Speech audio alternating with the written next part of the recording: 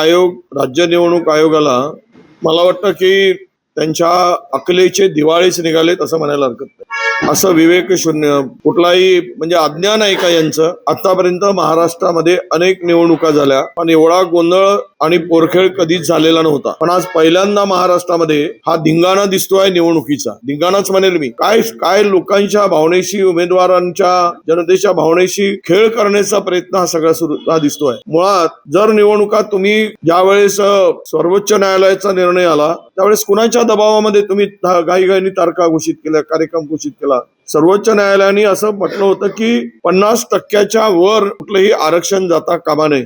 आणि हे असताना निवडणूक आयोगाने 50% वर आरक्षणाच्या मर्यादा पाडल्या नाहीत आणि त्याबरोबरच हा कार्यक्रम घोषित करत असताना त्यांनी ती जी काही अट घातली की सर्वोच्च न्यायालयाच्या निर्णयाच्या अधीन राहून निवडणुका घेत आहोत. कोण सांगितलं तुम्हाला? तुम्हाला ही अक्कल नव्हती काय? अकलीचे तुमच्या दिवाळी निघाले राज्य निवडणूक आयोगाच्या? कोण बसवलेत तिथे?